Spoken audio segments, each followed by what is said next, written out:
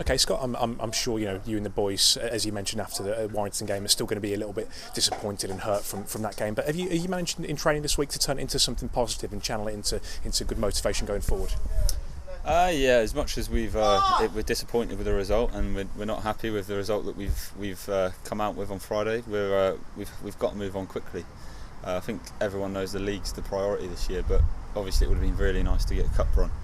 So we're really disappointed, but we've got to move on quickly, and we've got to go into Sunday hoping and playing the performances that we've been playing, and hopefully we can get the 3 points. Well, that is the point, really, isn't it? Because in League Two, the momentum's been there. It's been a brilliant couple of months for us.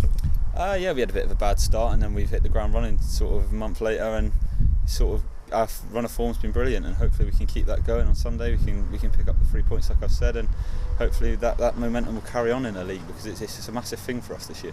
Yeah, and it's probably something a bit more familiar to us too, of course, League Two football and what it's all about, and another tough game with Newport this weekend. Yeah, definitely. They're going to be a tough team. They're going to put their bodies on the line again, and like you say, League Two football, we know more about it, and hopefully we can go into the game, good performance.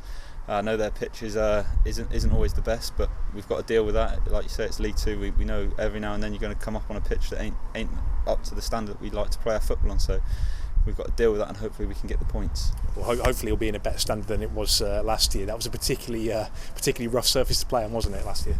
Yeah, I think they had 7 or 8 games called off just before our game, and they ended up having a lot of sand on the pitch, which doesn't help. But we're playing a bit earlier on in the year this year, so hopefully it'll be a bit better, and we can go into the game and play the football that we want to play.